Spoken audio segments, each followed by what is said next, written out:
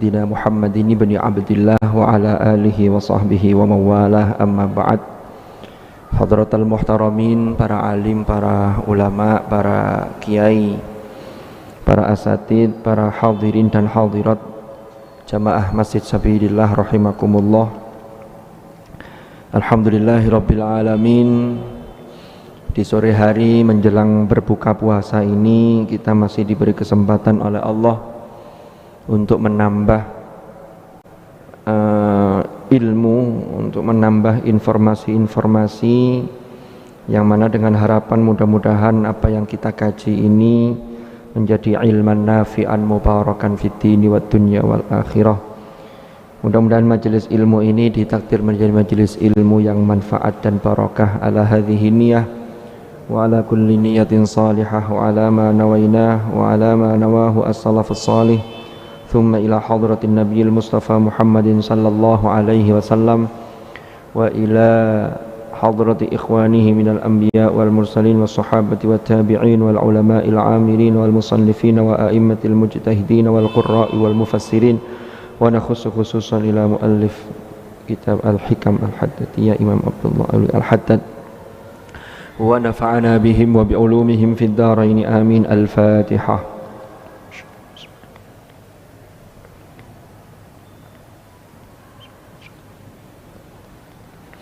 Bismillahirrahmanirrahim. Qala al-muallif rahimahullahu ta'ala wa nafa'ana bihi wa bi'ulumihi fid dharain amin. Para hadirin hadirat jamaah Masjid Sabilillah rahimakumullah.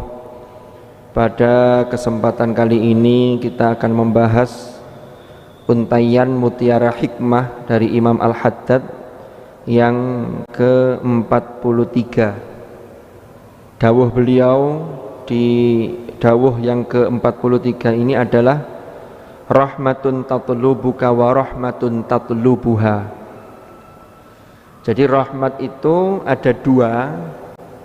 Rahmat yang pertama adalah rahmat yang mencari engkau, dan rahmat yang kedua adalah rahmat yang engkau harus mencarinya. Jadi ada dua, ada rahmat yang mencari kita, mencari engkau, ada rahmatun tatlubuha yang engkau harus mencari rahmat itu. Bagaimana penjelasannya? Fallati tatlubuka rahmatul hidayati bil bayan. Nah, sebelum ke fallati tatlubuka, ini ada dua ungkapan kata-kata rahmah yang menggunakan bentuk nakiro. Bentuk nakiro itu adalah bentuk indefinitif, sifatnya masih umum. Kalau ada dua bentuk isim nakiro terulang dua kali dalam satu waktu, ini menunjukkan antara yang pertama dengan yang kedua itu adalah sesuatu yang berbeda. Ada rojulun, lalu ada rojulun lagi. Berarti rojulun yang pertama dengan yang kedua itu orang yang berbeda. Sama kayak doa kita di dalam doa sapu jagat itu, para hadirin. Rabbana atina fid dunya hasanah wa fil akhirati hasanatan. Itu kan ada dua hasanah, satunya fid dunya, satunya fil akhirah. Redaksinya tidak digabung, Rabbana atina fid dunya wal akhirati hasanah, boten, tapi sendiri-sendiri. Karena hasanah di dunia dengan hasanah di akhirat itu berbeda. Yang mana kalau hasanah di dunia itu proses untuk menuju hasanah di akhirat. Contoh lagi dalam surah Asy-Syarh atau Al-Insyirah niku. Alam nashrah laka sadrak wa wada'na 'anka wizrak alladzi anqadha dhahrak wa rafa'na laka dzikrak. Ada ayat fa inna ma'al usri yusran, inna ma'al usri yusran. Ada dua terulang al-usr yang maknanya kesulitan, tapi satunya yusron itu kemudahan, itu juga diulang dua kali. Sama-sama diulang dua kali, tapi bedanya kalau yang pertama al-usr itu menggunakan al berarti ma'rifat, maka menunjukkan satu hal yang sama. Kalau yusron diulang dua kali tapi menggunakan nakiro, itu menunjukkan dua hal yang berbeda. Makanya dari ayat ini, maka kaidahnya setiap ada satu kesulitan akan ada dua kemudahan. Itu berangkat dari ayat ini. Kenapa kok disebut satu kesulitan ada dua kemudahan? Karena itu tadi, kemudahannya menggunakan isim nakiro. Tapi syaratnya ya harus wa ila rabbika farghab itu. Lalu ikhtiarnya harus optimal, fansobnya harus total. Maka disitulah Allah memberikan kemudahan. Itu syaratnya. Kalau syaratnya tidak terpenuhi ya tetap berat. Perjuangannya harus sungguh-sungguh. Nah, kembali ke materi tadi. Jadi rahmat yang pertama itu rahmat yang mencari engkau. Kalau yang kedua, engkau yang harus mencari rahmat itu. Apa yang rahmat yang mencari sampean, mencari kita ini, mencari engkau itu apa? Di sini disebutkan rahmatul hidayati bil bayan, yaitu kasih sayang Allah yang berupa hidayah, petunjuk secara umum. Allah menjelaskan tentang hal-hal yang harus kita lakukan apa, yang harus kita jauhi apa. Kalau kita buka tafsir, diantaranya penjelasan tentang ayat ihdinas siratal mustaqim. Ihdina, yang kita memohon hidayah kepada Allah. Hidayah itu ada tingkatannya. Yang paling rendah, yang itu oleh Allah diberikan kepada semua makhluk, itu namanya hidayatul ilham al-fitri. Semua orang punya insting ini, hidayatul ilham al-fitri. Hewan juga punya. Lalu level yang berikutnya ada namanya hidayatul hawas, yaitu Allah memberi hidayah kepada makhluknya itu dengan memberikan panca indera. Lalu level berikutnya hidayatul aql, yaitu hidayah yang berupa akal budi, akal pikiran. Di situ manusia bisa berpikir, bisa menimbang mana yang baik, mana yang buruk. Setiap mau melakukan sesuatu ada pertimbangan akal. Nah, ini yang keempat ini namanya hidayatuddin. Hidayatuddin itu petunjuk agama. Inilah yang oleh Imam Al-Haddad disebut dengan rahmatun tatlubuka, yaitu rahmat Allah, kasih sayangnya itu menurunkan kitab suci Al-Quran. Ada hidayah di situ, yang itu petunjuk secara umum. Kalau mau selamat, ini petunjuknya. Itu namanya hidayatuddin. Wali ajliha kana irsarur rusul wa inzalul kutub. Nah ini, maka petunjuk atau hidayah, Allah kasih sayangnya dengan memberikan hidayah ini kepada kita, itu dengan cara mengutus para utusan dan juga menurunkan kitab suci. Kitab suci kita ya kitab suci Al-Quran. Kalau umat-umat sebelumnya ada Nabi Musa yang diutus kepada Bani Israel, kitab sucinya namanya At-Taurah. Kan begitu. Nabi Isa kitab sucinya namanya Al-Injil. Cuman hari ini kitab-kitab tersebut sudah mengalami distorsi, sudah mengalami tahrif oleh pemuka-pemuka agama mereka, sebagaimana penjelasan Al-Quran, yuharrifunal kalima amma wadhi'i, sehingga isinya tidak lagi murni, ada penyelewengan. Nah, Al-Quran itu dijamin oleh Allah. Kenapa? Karena Al-Quran itu kitab suci yang turun terakhir dan itu tetap berfungsi petunjuk hingga nanti akhir zaman. Hudal linnas, hudal lil muttaqin. Yang mana kitab suci Al-Quran itu yang secara langsung ketika proses turunnya itu diturunkan di bulan Ramadan, dan ketika turun kepada Rasulullah itu turun secara berangsur-angsur, yang permulaannya surah Al-Alaq ayat 1 sampai 5 itu turun di bulan suci Ramadan. Sehingga bulan Ramadan ini sesungguhnya adalah syahrul Quran. Makanya Allah beri petunjuk, tinggal kita mau mendownload atau tidak. Itu berarti Allah sudah, karena kasih sayangnya sudah memberikan mencari kita biar kita ini selamat gitu loh. Tapi ternyata ada orang yang tidak mau. Kalau kita lihat dalam ayat suci Al-Quran itu, para bapak, para ibu, hadirin dan hadirat, semua ayat yang berbicara mengenai Al-Quran, yang disebutkan kata-kata Al-Quran, itu isyaratnya menggunakan isyarat dekat. hadza.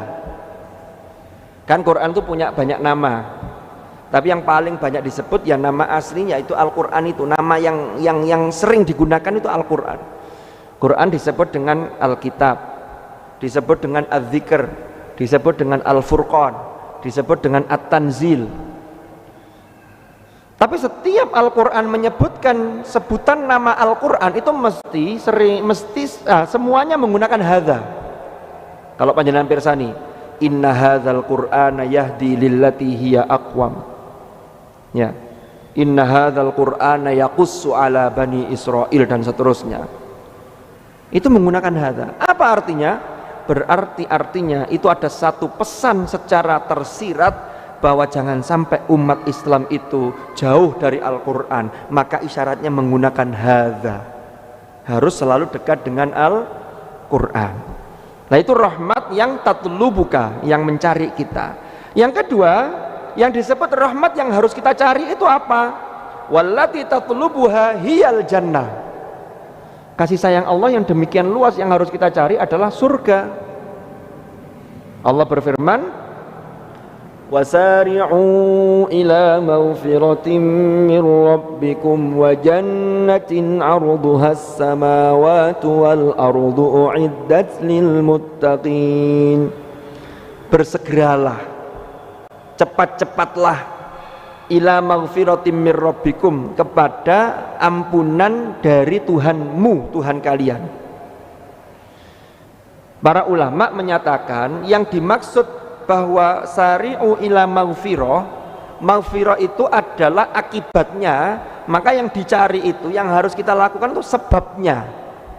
Sebabnya dibuang, yang disebut langsung akibatnya, dampaknya.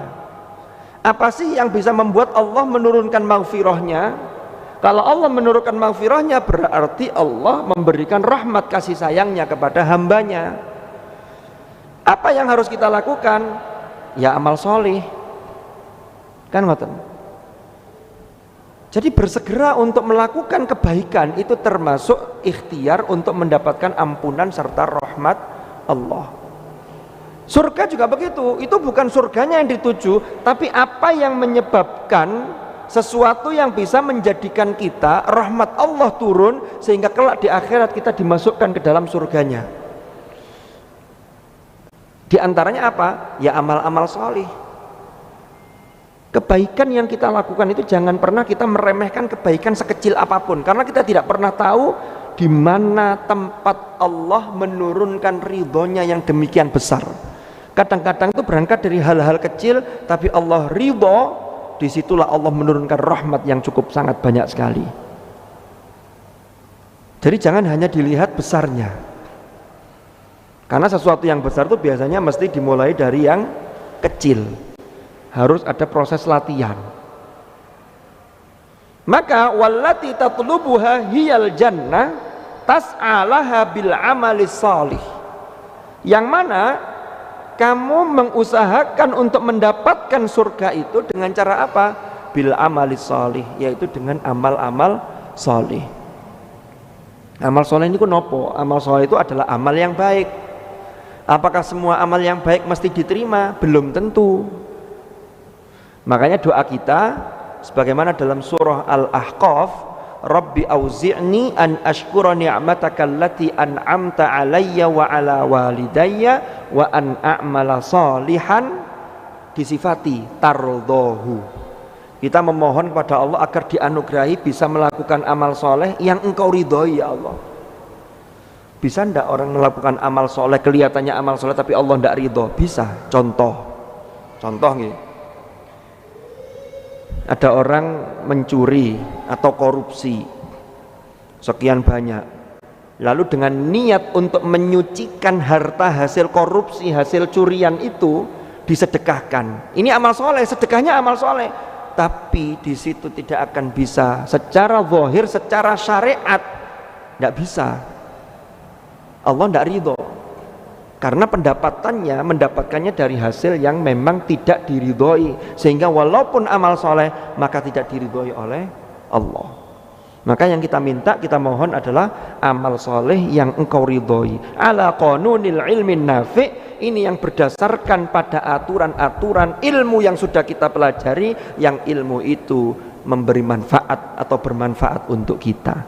Ini harapannya. Sehingga dua rahmat itu kita peluk, dan rahmat yang kedua ketika rahmat itu kita cari, maka inilah hidayah yang tingkatan tertinggi yang disebut dengan hidayatut taufik, yaitu petunjuk Allah memberikan hidayah bagi seorang hamba yang hamba itu mau melakukan kebaikan-kebaikan itu sesuai petunjuk dari hidayatuddin tadi itu.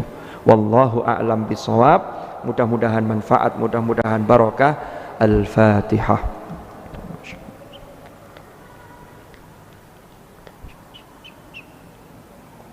Bismillahirrahmanirrahim. Allahumma anfa'na ma 'allamtana wa 'allimna ma yanfa'una warzuqna ilman nafi'a. Wa sallallahu ala sayyidina Muhammad walhamdulillahi rabbil alamin. Subhanakallahumma bihamdika asyhadu an la ilaha illa anta astaghfiruka wa atubu ilaik. Wa sallallahu ala sayyidina Muhammad walhamdulillahi rabbil alamin. Assalamualaikum warahmatullahi wabarakatuh.